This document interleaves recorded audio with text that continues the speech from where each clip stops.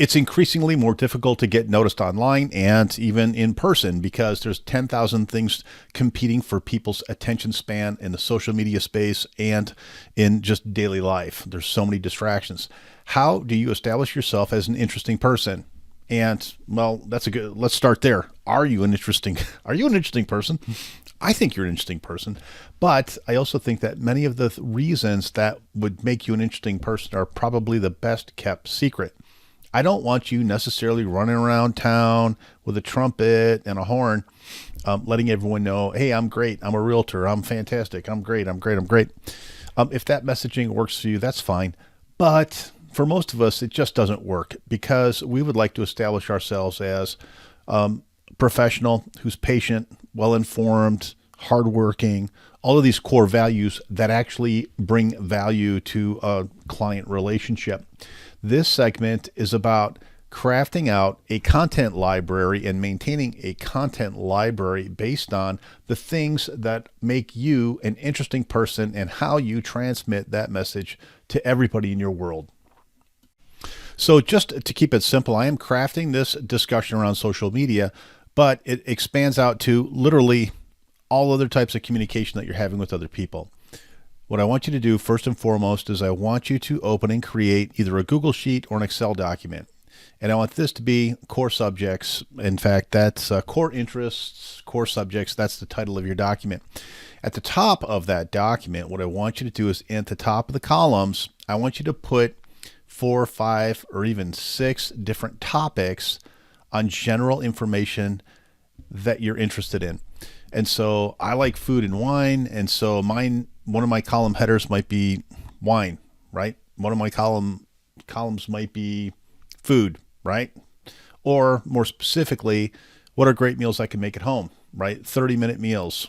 And then maybe that's one of my column headers. Some of us are like active sports people. So maybe it's basketball. Maybe you follow football. Maybe you follow college basketball. Maybe you like to go fishing. Maybe you are all into computers and you're all about AI. Whatever those column headers are, I want you to start really thinking about the things in life that you're interested in. Because what makes you interesting to other people is the things that you are also interested in, coincidentally together, have similar interests. And what are you doing about it? Maybe you're an avid reader and one of your column headers is book club, right? So you read different book and you share, maybe you do a video of what you thought of the book and you put it out there and you get other people to join your book club. Okay, you've made the spreadsheet and now you've got 4 or 5 different points of interest, different categories of things that I'm interested in. And that's at the top of my spreadsheet. Now, what I want you to do on a disciplined habit, 1 hour per week. Yeah, I think an hour a week is enough. What I want you to do is I want you to go into that column header, and below the column, I want you to do a little bit of research on that topic. Just do a simple internet search on that topic. And it's going to bring you, your internet search is going to bring you to a blog. It might bring you to some other clearinghouse for information. For example, I love do-it-yourself projects around my house. So DIY around the house. That's one of my column headers. And when I go ahead and Google that, my goodness, there's all kinds of information that you can possibly transmit, absorb, and reuse and send back out to people that are interested in you. And so what are easy DIY tasks I can do in a weekend? How do I measure the scope of work? How do I estimate? All these other different things around the column header is DIY. Well, what are great ways to improve the value of my house for under $500? If I had a budget of $50,000, what's the best thing I should do with my house to increase its value? So it's not direct real estate. It's not saying, hey, I'm in real estate, but what I'm doing is I'm guiding the topic matter back to something I really care about. I care about real estate.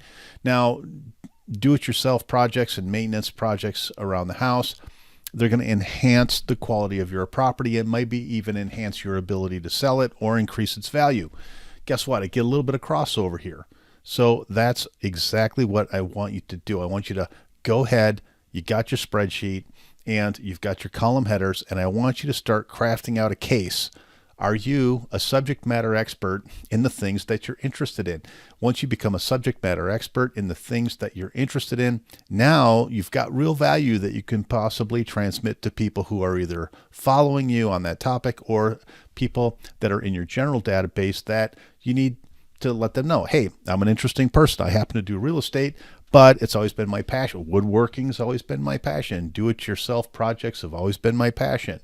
I love putting on dinner parties, and here's one of the 5 easiest recipes that I've made to put on dinner party in the past. Underneath here, you have links to all this additional information. You can take those links, educate yourself, and retransmit the information back out with your own specially curated and crafted YouTube video. Or maybe you're just pushing articles out and you're adding your own commentary to those articles. Hey, I found this article. It's specifically very interesting when it comes to the topic of selecting scope or determining scope for a DIY project, and it helps you measure budget and time and level of effort. It's a fascinating article. I would love it if you could just take a moment and take a look at it. So notice I used the word curate. Curate basically means that you're taking in all this information and you're creating a summary to send it out to the people that are possibly going to be interested in similar interests or interested in you. The other thing that I mentioned is if you do share somebody else's article, for goodness sakes, put your own commentary on it. Make sure you read the article, understand the article, and that you're benefiting from the article. Now, just like everybody else doesn't have time, you don't have time, no one has time. That's why this skill is particularly valuable, because if you start becoming a subject matter expert in the things that you're really interested in and you're attracting other people in the fact that they're also interested in those things, you're basically creating a condensed summary of the topic. You're taking the salient points, the big points, and you're kind of putting them in some sort of order. This is really valuable to people who might want to view your content because they're interested in the topic, but they don't want to have to read, they don't want to have to read the entire book on it. They don't necessarily want to have to sit through a 20-minute video on that topic. But if you hit those salient points, those important points, and you condense them and you transmit them back out, it's going to be much more attractive. You become like the Reader's Digest version of the subject matter expert of the things in your life that you care about that are also attractive to other people who might be interested in the same topic. Okay, if you want something that's a little bit more interesting than DIY projects around the house, I think you should have a couple of headers in your spreadsheet where you're putting links of additional information. These links are for your benefit, so you can educate yourself, condense the information, and transmit it back out to your sphere of influence or to the people in your database. Okay, DIY project? Sure, but everyone's kind of doing that, right? How about a market update or real estate market update for your specific city? What are the links that you would want to educate yourself with before you had to do a presentation for a customer? Here, Mr. Customer, here are the things that I look at in our city in order to establish trend analysis where prices are headed in certain parts of the city. So if you're doing that kind of analysis work and you're in real estate, my gosh, what a really valuable tool, because it's not just about, oh, hey, prices are up and interest rates are up and say something valuable. You're not going to say something valuable unless you've taken the time to educate yourself on this topic. Okay, another header that I think is fantastic is city council. Like whatever city you're in, city, town, county, jurisdiction, you should be attending the monthly city council meeting. I think it's an amazing opportunity for you as a real estate professional to go to that meeting and listen to what's really being talked about, being able to write maybe a couple 100-word article on it, which is really easy to do now. You can drop that in an AI tool very quickly, and just what were the points that the city council covered in this general session.